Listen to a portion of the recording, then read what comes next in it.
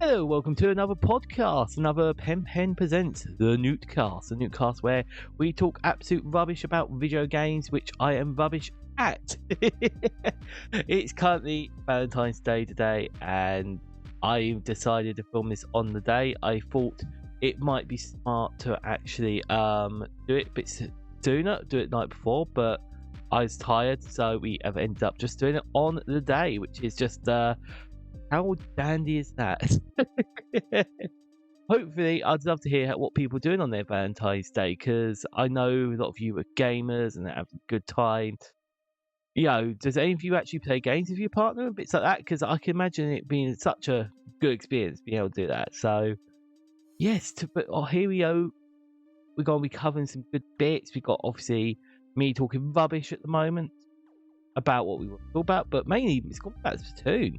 Like Splatoon 3 have a new DLC coming out, and I really want to talk about it because it's bringing life to a game which otherwise is quite a simple game and could be adding quite an exciting part of the game. Basically, we'll talk a little bit about Lara Croft, maybe a bit of game with Valentine's, talk about the collaborations that I've got this week, and we got Penguin news, Penguin of the week, the Penguin news. So I'm still working all this out, so bear with me. I need to do some cutscenes for each segment still, because part of me goes, oh, I should have an intro, and I had half an intro at one point, and now I don't. Maybe I need to get this sorted. PenPen, maybe if you actually stop doing things on the day of like recording, and time to edit it a bit better, and like no. I am so It's part of the fun. It's part of the fun. But Splatoon 3 DLC. I'll be popping up the trailer around now. There we go. So, honestly, Splatoon's got a new trailer. The expansion plays a side order. I think it's really cool. It's the fact we have the Splatoon 2 world, and the fact it's on the side of order, the whole side order. It's quite interesting because obviously it's how chaotic Splatoon is, and we love Splatoon's craziness for its craziness, so it's quite cool we're getting the total opposite. We're having it in order. So the fact it's all very clear, it's all very, I thought it's going to be playing to the fact of like the coral reef, how it's losing a lot of its colour because of pollutions and bits like that. So I thought it's going to play to that, but obviously not. It seems like we have Agent 8 the Octoling, and we have Pearl as the little drone, which I thought well cool. I'm really kind of curious. They've obviously done a little bit of a redesign, and honestly, yeah, quite cute. And to be fair, I think I'll definitely be picking this up. Like, from what we all gather, the game will be like you're climbing up this big tower, up all these levels, and you'll basically be going, well, it just said there, floor deck selection and chip color and objective completion. And but basically what you'll be doing, you'll be going climb up the tower, and you'll be trying to complete the challenges on the way, which is not too far off how the story mode was, if that makes sense. So the story mode is Splatoon, it's pretty much you're completing these very silly challenges as you go through.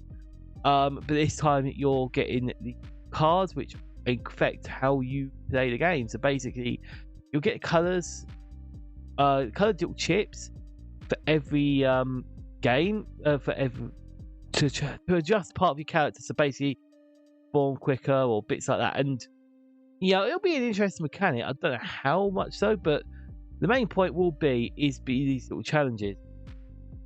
And it looks like I've got some interesting challenges. Like we saw one which was very similar to the competitive mode of Splatoon, which was the Splat Zones.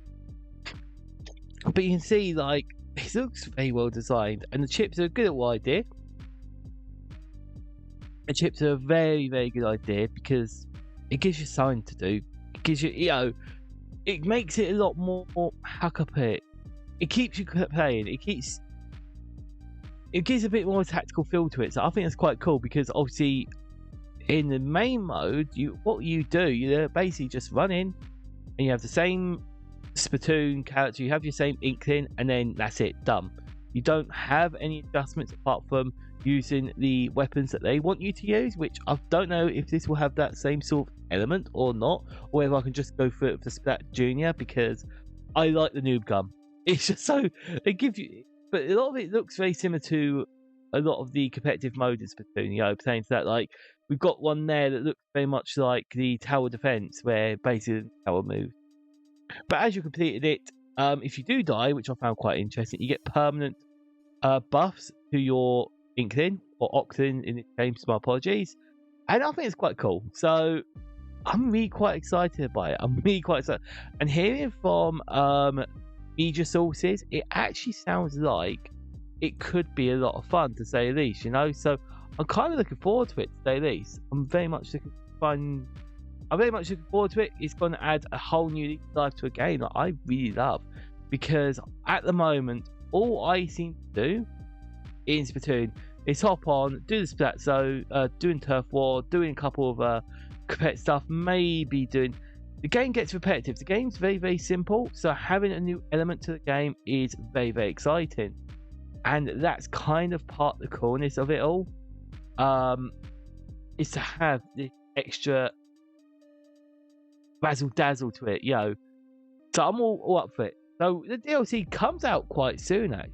So I think it should say at the end of this, because we're on the 14th of February now. I think it should come out the 22nd or 24th. But I'm not 100% sure on that. But that's gonna be, you know, partly fun, partly experience, the gaming news segment, because, you know, but there you go. I was delaying for it to say 20 seconds. So we have 8 days. So just over a week. Just over a week. So that ain't too bad. I can wait for that. Because I didn't actually pre-order the DLC at all. I didn't bother with pre-ordering the DLC because it just felt like, why? Why do I need to? But that's kind of just gonna be really cool to be able to watch, to be part of that, because it looks fun. It looks like a really good game, and fair, Splatoon 3 has been one of my favourite games. Splatoon series as a whole is one of my favourite video game franchises at the moment. And it's strange to think that all came out on the Wii U, which was Nintendo's biggest failure of a console. But yet we got Splatoon. We still haven't got Nintendo Land back on the Nintendo Switch. If anyone remembers Nintendo Land, that was a game. That was a game. That was a game. Oh, it was basically an old school game where they go, oh yeah. You like F-Zero? We're going to give you an F-Zero mini game. Oh, you like Star Fox? We'll give you a Star Fox mini game.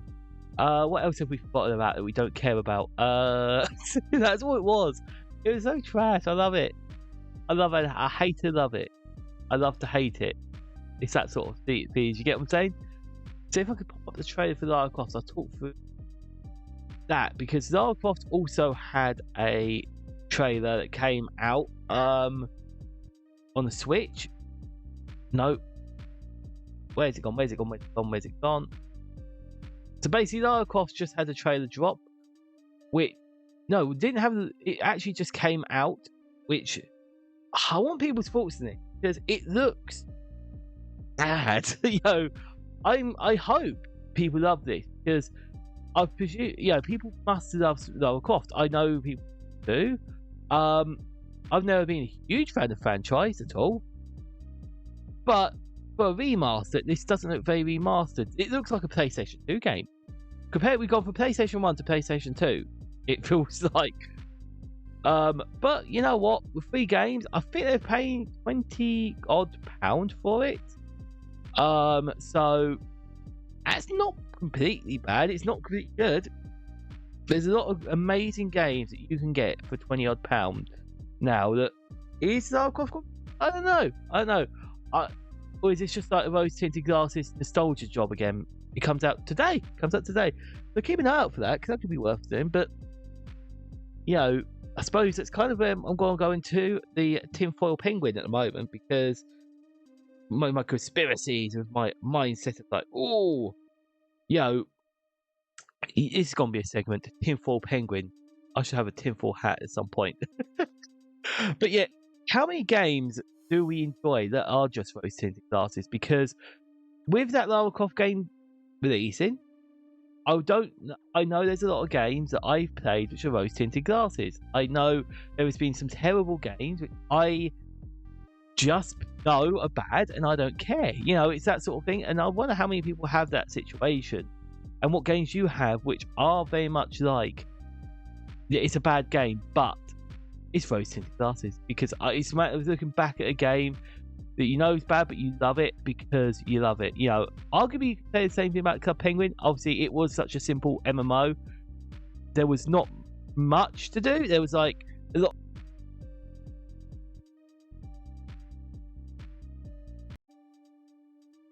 But I know Club Penguin was well loved because even I loved it.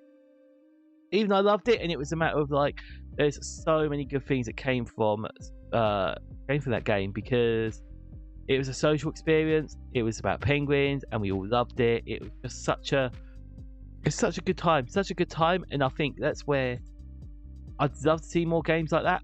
I'd love to be able to see games like that, because I think we need more simple times. But once again, let's go to the glass. It's again, because it's like, but what was to the game? Oh, you run around as a penguin, completing silly games, get money for your igloo, and trying to think of other games. To be fair, you could probably say about most of the Nintendo Wii's life cycle. There's probably some games which came out which were, you know, if you ignore the first party stuff from Nintendo seems to have a great way of doing a lot of games that are on their own console that they're really good at doing, like really good at doing. But other party, third party ones, you know, is kind of part of the reason why Game Freak messed up with Pokemon. You know, we all moan at Nintendo for the failure of the Pokemon series in Scarlet and Violet, but on the flip side, they didn't touch it.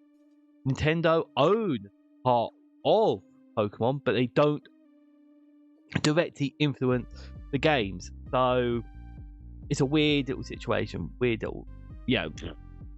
that's a whole different topic for another day. That's kind of like that's a real Pandora's box to open up and go, oh my goodness, the chaos that one tell if you so choose to moan about Pokemon, which we could it's just a whole thing.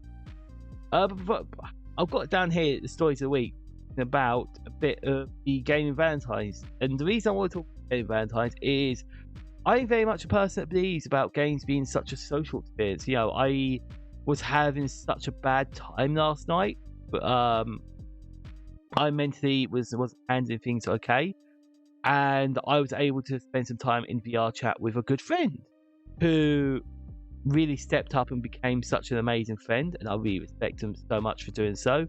And it makes me wonder about video games and the social experiences we entail from them, because Jimmy Broadbent, a sim racer, says the cars may not be real, but the racing is. And I do kind of feel there's a lot of games like that where and I would love to hear more of these experiences. And, you know, if you ever have this with a partner or mate, about playing a game with someone and bonding over the game. I know I celebrate the Wii.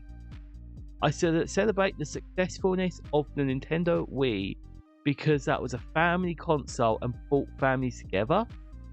I know it, you know, with me and my family, you know, I've spoke about it before where we played Donkey Konga with another family, because we both owned the jumps and we both played it and enjoyed it and practiced, and this is what I love about video games, and it's something that I would wish was easier to work out how to get these experiences. You know what I mean? Like having places to meet up, having people to hang out with, play like the Nintendo Switch. I know for my family, like we've discussed a bits about it, and I've wanted to play Nintendo Switch Sports with them. I'm wanting to play Nintendo Wii. 51 games, mini games or little sport games. I don't know what they call it.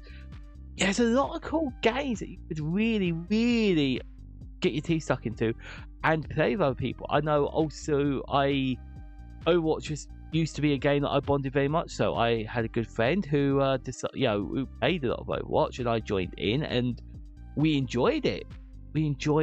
And it was just having fun with a friend. And I do it again with another friend. You know, I only hop on just to play with these friends. I don't play Overwatch otherwise. And it's a good example. Is like tomorrow I'll be doing a collaboration with Radiant Rose on stream and with Mayumi VT, and we'll be playing Fortnite, which I need to check is actually installed, because I actually uninstalled the game because I've got a lack of space.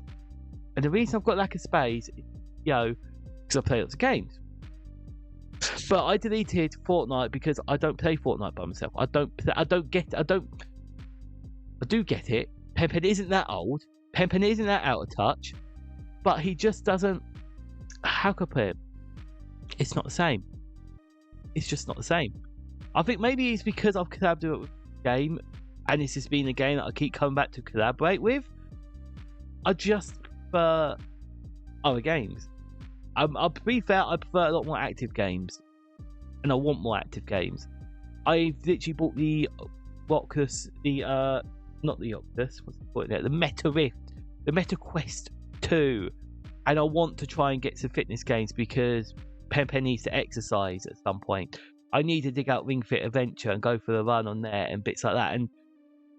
But I like the fitness games, but that's once again I'm going on very much of a sort of tangent, which is kind of the whole point of the NootCast at this rate, is that PenPen can talk a load of rubbish about a load of stuff. And yeah, honestly, Fortnite is not a game I usually play.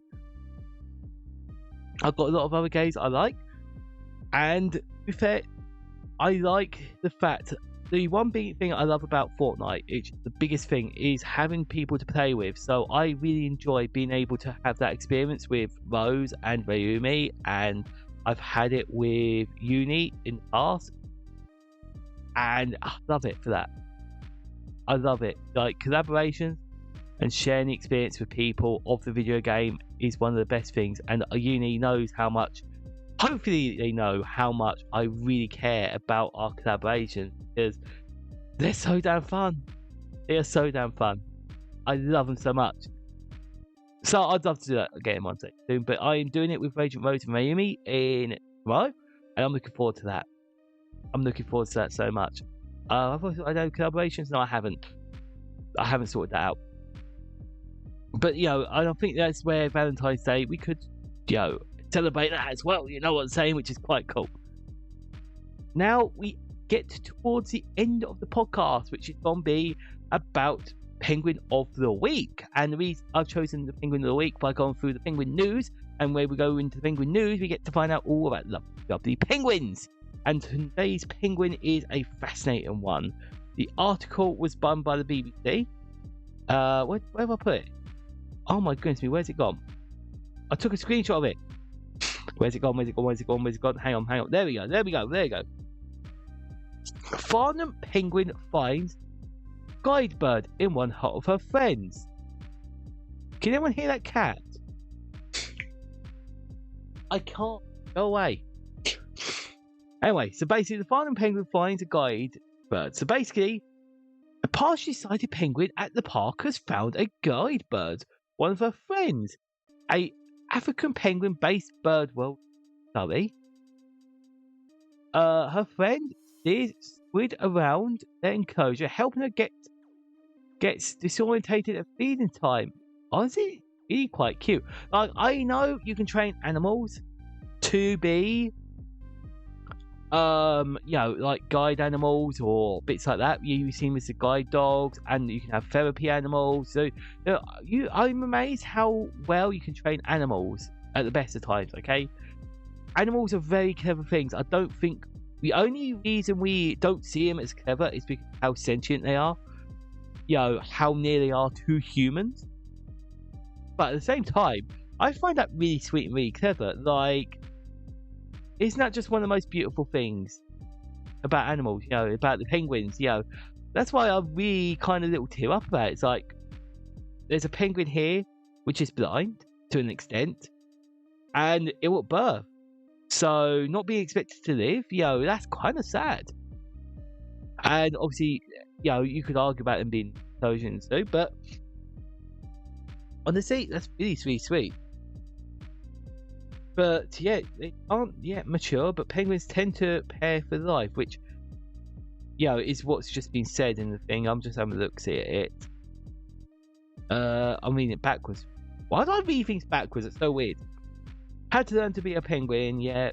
Basically, whether they become pair themselves, we'll see. But they're compatible friends. But that's sweet. That's honestly really sweet. And I think it's just the magic of animals is that cuteness, that the sweetness, and just wow. Like, what a heartwarming story. How heartwarming to have a pet. So if you're watching the podcast, the article is currently on my screen, or will be on my screen once I edit it in. At the moment, it's not, because PenPen hasn't sorted these things out and could probably sort of find a way of doing this all live quite nice and easy, but hasn't. But if you're listening on the NootCast, you'll be able to see it on my YouTube if you want it. Otherwise, just look up the Farnham Penguins finds Guidebird in One of Her Friends. I'm trying to think what else to talk about. Apart from that, I don't think there's much else in terms of the gaming news.